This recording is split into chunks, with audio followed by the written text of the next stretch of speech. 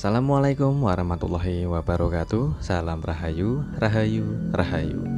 Jumpa lagi dengan saya di channel Liwadi Seluler Tutorial. Di kesempatan kali ini ada servisan handphone yaitu Samsung A51.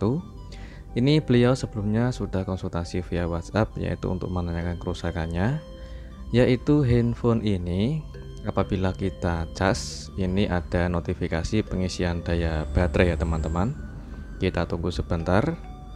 Oke, ada di angka persentase 18%.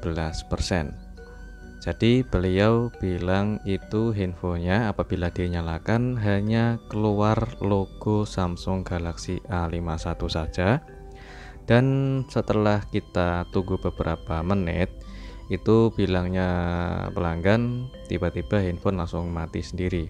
Tapi untuk notifikasi panggilan atau notifikasi aplikasi meskipun layar mati itu katanya masih bisa terhubung oleh notifikasi panggilan teman-teman. Jadi seperti ini kondisinya. Setelah saya coba untuk nyalakan handphonenya, keluar logo Samsung A51 saja dan tiba-tiba mati sendiri. Saya coba nyalakan kembali, tidak bisa ya teman-teman, alias layarnya gelap atau mati. Apakah mungkin IC RAM atau mungkin LCD-nya? Kita coba untuk pengecekan dulu teman-teman. Jadi sebelum kita eksekusi, kita coba untuk cek dulu yaitu untuk melihat kondisi dan juga ciri-cirinya. Oke. Setelah kita kondisikan menggunakan charger tadi, kondisi dengan posisi layar mati, itu sama sekali tidak ada tampilan layar LCD dan alias handphonenya itu mati ya teman-teman.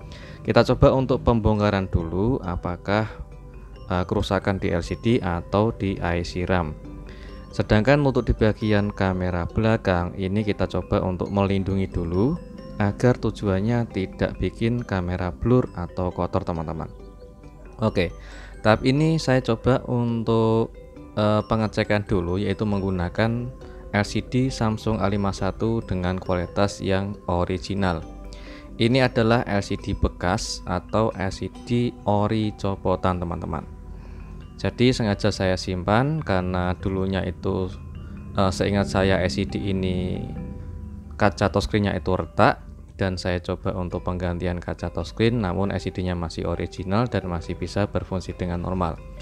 Sedangkan untuk di bagian lubang fingerprint dan juga lubang kamera itu saya lindungi tujuannya agar tidak kotor teman-teman. Oke, saya coba untuk koneksikan menggunakan charger. Untuk notifikasi pengisian daya, untuk gambarnya sudah tampil ya teman-teman.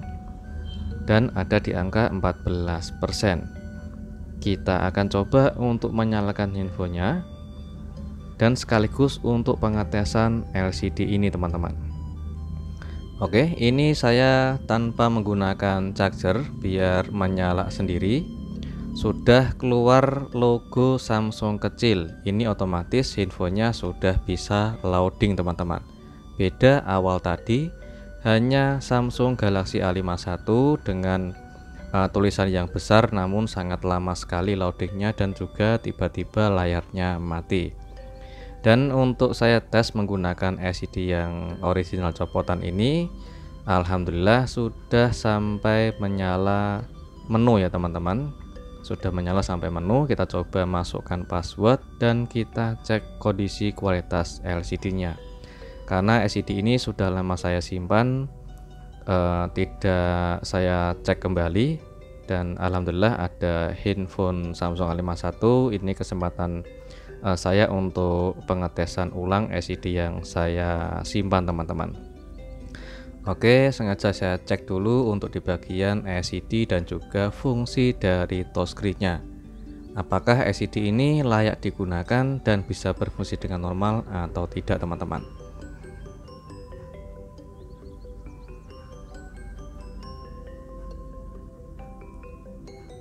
Oke, untuk touchscreen masih bisa berfungsi dengan sangat normal sekali.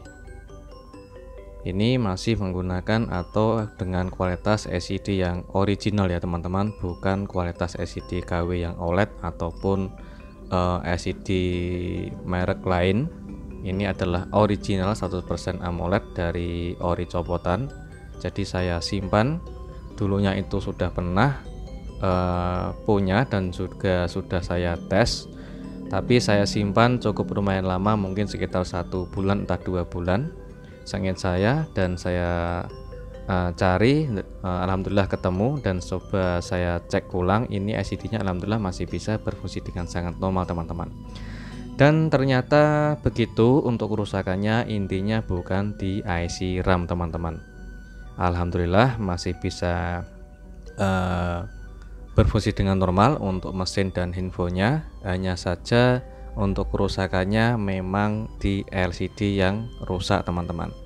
Karena di awal tadi sudah kita nyalakan, LCD-nya ada bekas seperti flek hitam yang sangat banyak sekali, dan sedangkan di bagian bawah juga sangat tebal flek hitamnya, hampir keseluruhan layar LCD itu hampir tidak kelihatan ya teman-teman. Oke, kita lanjut untuk pembongkaran dulu, yaitu kita simpan untuk mesinnya, dan langkah ini kita coba untuk pembongkaran LCD dan juga melepas dari baterainya. Oke, setelah kita lepas LCD-nya dan kita bersihkan dari sisa-sisa lem yang ada di bagian frame, dan kita pasang kembali untuk baterainya, sekaligus kita cek di bagian tutup penyaring speaker atas, itu usahakan jangan sampai lupa memasang teman-teman. Oke, langkah selanjutnya, apabila kita sudah deal atau sudah konsultasi atau konfirmasi sama beliau, yaitu untuk penggantian LCD original copotan, alhamdulillah beliau setuju tanpa minta untuk mengganti LCD yang baru, karena beliau suka dengan LCD yang original. Sedangkan untuk saya tawarin menggunakan LCD yang baru, yaitu dengan kualitas OLED, tapi beliau minta kalau ada yang original. Alhamdulillah setelah saya konfirmasi, beliau setuju untuk penggantian LCD original bekas atau LCD ori copotan. Oke, untuk pelindung stiker yang saya tutupi di bagian lubang fingerprint dan juga lubang kamera depan, kita lepas dan kita pindahkan ke bagian komponen fleksibel LCD. Itu tujuannya untuk pengaman saja agar tidak ngeground ke bagian frame teman-teman. Lanjut kita kasih lem di sekeliling kaca touchscreen, dan juga untuk saya kasih double tip di bagian frame atau di bagian bawah LCD, itu saya kasih double tip secukupnya saja, tidak secara keseluruhan. Jadi saya kasih sedikit, tujuannya untuk perekat di bagian tengah layar LCD agar tidak mudah terlepas atau tidak mudah copot apabila handphone sering jatuh teman-teman. Oke, kita fokus untuk lanjut pengerjaannya. Ini seringkali saya lakukan untuk metode pengeliman, yaitu di bagian kaca touchscreen atau di sekeliling layar LCD di bagian samping. Dan usahakan sebelum kita memasang LCD atau saat proses pengeliman, usahakan cek dulu di bagian lubang fingerprint dan juga lubang kamera depan. Apabila ada debu atau kotoran atau nggak sengaja kepegang jari, usahakan dibersihkan dulu, baru kita presisikan LCD-nya ke bagian frame teman-teman. Tujuannya agar fingerprint itu masih bisa berfungsi dengan normal dan bisa sensitif. Sedangkan untuk lubang kamera depan, tujuannya agar hasil kameranya masih tetap bersih dan jernih. Kita lanjut untuk perakitan. Jadi untuk melepas mesin, itu sengaja saya lepas satu set bersamaan melepasnya, yaitu di bagian fleksibel mainboard masih nempel dan juga fleksibel sidik jari atau fingerprint itu juga masih nempel teman-teman. Jadi saya lepas bersamaan, yaitu mesin, fleksibel mainboard dan juga papan chargernya beserta kabel switch antenanya. Oke, kita lanjut untuk pengetesan ulang setelah kita rakit. Masih bisa tampil untuk LCD-nya. Kita coba untuk cek ulang sebelum kita terlanjur untuk perakitan akhir teman-teman. Masih bisa berfungsi dengan normal. Untuk layar LCD-nya kita lanjut untuk perakitannya. Untuk di bagian pelindung kamera ada solasi, itu tujuannya untuk menutupi lensa kamera belakang agar tidak kotor atau tidak kemasukan debu ataupun tidak kepegang jari teman-teman. Tujuannya agar hasilnya kamera bisa jernih dan masih bisa bersih. Kita lanjut untuk pemasangan, yaitu bagian bezel atau tulangan tengah. Dan setelah kita pasang, kita coba sambil menyalakan handphonenya. Ini tujuannya untuk melihat kondisi LCD setelah kita pasang, sekaligus kita sambil menunggu lemnya kering dan juga sambil kita merakitnya, tujuannya untuk mempersingkat waktu pengerjaan. Kita lanjut untuk proses, yaitu pemasangan backdoor. Kita kasih lem secukupnya saja di bagian sekeliling bezel atau di bagian tulangan tengah.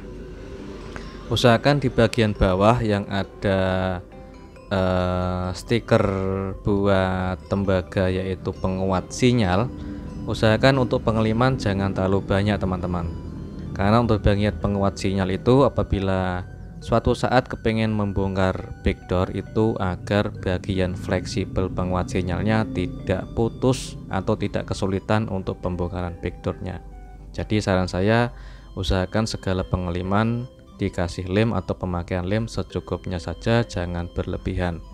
Kita lanjut untuk pengetesan ulang. LCD-nya ini sudah menyala atau infonya sudah menyala sampai menu. Jadi loadingnya itu tidak seperti awal tadi ya teman-teman, hanya stok di logo Samsung Galaxy A51. Dan alhamdulillah setelah penggantian LCD, handphone bisa kembali normal. Sedangkan untuk fingerprint ini sengaja saya coba tekan, itu masih ada respon. Jadi alhamdulillah fingerprintnya masih bisa berfungsi, karena ini sidik jarinya masih punya beliau atau masih terdeteksi sidik jari sama pelanggan. Jadi tidak saya tes untuk sidik jari yang baru, karena untuk sidik jari yang baru itu sudah tidak bisa saya setting, karena sudah ada percobaan 3 sidik jari atau sudah disetting 3 sidik jari, jadi sudah penuh untuk penyetingan sidik jari ulang. Kita coba untuk pengetesan ulang, yaitu di bagian LCD beserta fungsi dari touchscreen-nya teman-teman. Alhamdulillah untuk fungsi touchscreen masih nyaman digunakan, dan LCD-nya pun kontras LCD-nya masih jernih dan bersih, tidak shadow, tidak ada flek hitam ataupun tidak bergaris. Ini LCD original 100% dari ori copotan, masih bisa berfungsi dengan sangat normal. Dan jumpa lagi di tutorial berikutnya, semoga selalu bermanfaat. Assalamualaikum warahmatullahi wabarakatuh.